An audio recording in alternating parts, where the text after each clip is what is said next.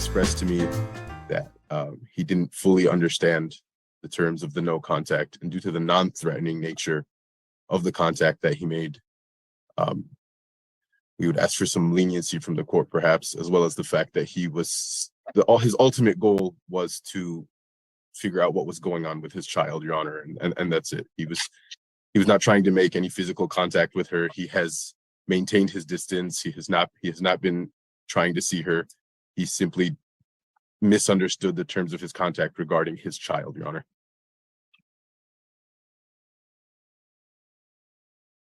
And like I said, I have thoroughly went over those with him, and now he knows. He clearly understands the terms of his bond and what no contact means. And Your Honor, if I may respond. Yes. While I agree that they're not necessarily threatening, they're definitely harassing. These text messages are coming in at numerous times of the day, including 4:47 a.m. Some of them are at 8 p.m. I believe there's only a few that actually relate to his child directly. There's one in particular that says, "You don't have to put me in jail to go be free whenever you want to be done with somebody. Just tell them that." That has nothing to do with their child. The next one says, "I would never think about putting you behind bars, and it's been times I could have, but for what?" This is actually like bordering witness interference. These are harassing communications. So whether he is saying they were just for his child, or if he knew or not knew, the magistrate does go over the domestic violence terms at every arraignment. He does have an attorney. He was able to ask them if he could contact the victim and or not about their child. And I just have concerns that these texts they're not stopping. So it's not a once, how is our child doing? Is she doing okay in school?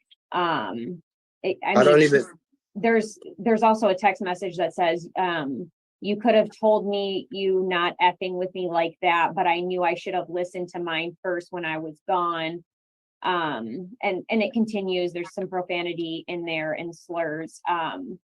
So I mean, this is just inappropriate conversation, especially since his excuse is that it's all about their child, which I don't believe that's true. Wow. Your Honor, I would also like to make a response to that. There are numerous requests for him to speak to his child. There are numerous apologies, and as well as a text message that says, "I'm not trying to feud with anybody anymore." He's repeatedly apologized. Can I at least talk to her more than once? So like I said, the ultimate goal is for him to try to speak with his child and figure out what was going on with his child. And like I said, the text messages include numerous apologies. They're not any type of violent conduct or any type of threats made. So I just wanted to address that. Well, not direct, but what is it about these? There's actually audio calls instead of type messages. I was trying to read. Oh, sorry. Mr. Farrell, I'll handle it. I mean, I've got missed audio calls from him to her. She's wrong. April 5th at 3:55 p.m., April 5th at 9:54 p.m., April 6th at 11:44 a.m., April 8th, 9:45 a.m., and then there's another one that doesn't have a date, or it's at least cut off. Then April 8th at 10:07 a.m.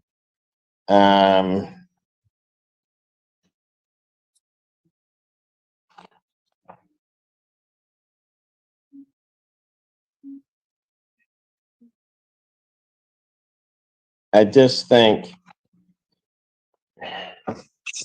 when I look at these, I mean, that's a problem.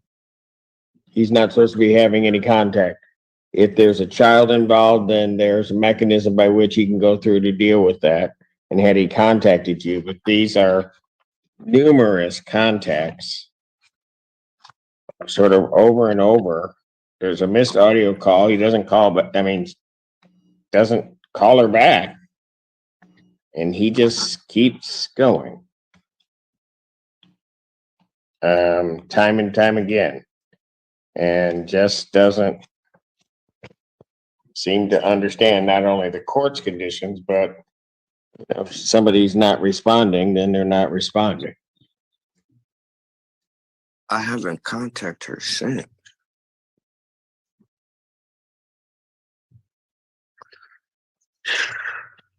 So now I just gotta lose Kamaya like this, bro. This is crazy. But you that's see the what you problem. trying to do? That's what you should do best. Don't just look at you. It's your daughter too. You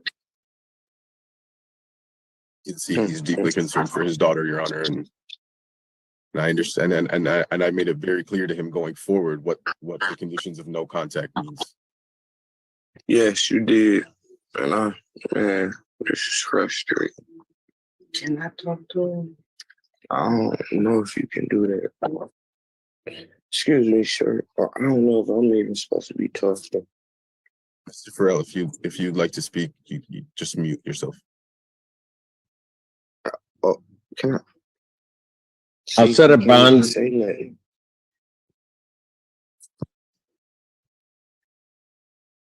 Is he done? Yeah, he's done, Your Honor. I'll set a bond hearing for April 24th, 2023, 9 a.m. Mainly to go through how this can't or shouldn't occur before. But at this time, given what I see here, the defendant's bond is hereby ordered to revoke. Defendant to report to the Washtenaw County Jail by 6 p.m. this evening. So, Excuse me, sir. And that hearing on the 24th is in person. Your Honor, may I say something? If you'd like, Mr. I'm not even in the state of Michigan. Like, how would I be able to just report myself to jail like that? That's what I'm trying to get you to understand. Like, I'm not, like, I fully understand the terms of no contact now that he went over it with me, but I'm miles away from there. Like, I'm just been reaching out there because my daughter came to the state of Michigan with me. She was in my possession. And all this happened. You know what I'm saying? I was up there to help her get on her feet. And boom, she called the police out of a misunderstanding. If you look at the body cam on your officers that arrested me, You might I'm want to stop him. Mr. Farrell, please just refrain from speaking about anything more that happened that day. What state is he in? I'm in. Where are you currently? I'm in Georgia. And Your Honor, I don't see anything from the arraignment where he is supposed to be in Georgia. My notes say that he was given PR here, and then he was taken to Wayne County and served 30 days in jail. And the magistrate explained that he had the no contact and no go-to order still in place. And I'm looking in GIS, and I don't see anything about his residence being in Georgia. That's what my current ID when they arrested me says Georgia. My ID and my property says Georgia. Sir, Mr. Farrell. Maybe you didn't understand what the magistrate was telling you, but if you want to keep interrupting me, you can keep interrupting me, but I'm about to tell you something, because part of your bond conditions are you are not to leave the state of Michigan without permission of the court. And when you said you weren't in the state, I'm looking through the file, the actual paper part of the file, to try and determine whether or not anybody granted you permission to leave the state. And I don't see it. I don't see it in terms of any paperwork, and I also don't see it in terms of any There's no order which allows you to leave the state. Man.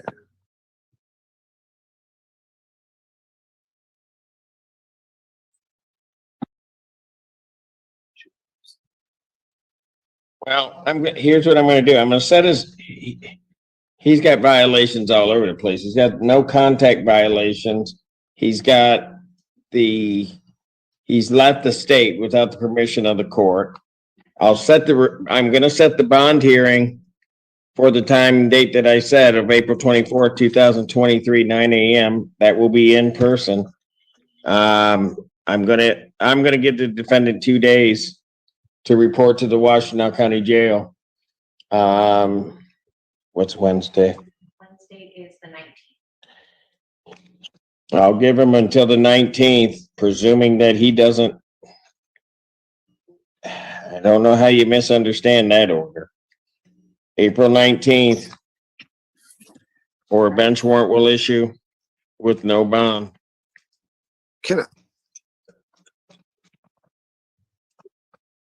Am I allowed to say that? That's Yes. no. Judge, I'm so sorry. What time? By what time on the 19th? By 6 p.m. on the 19th. Thank you, I'll give Judge. him. Okay.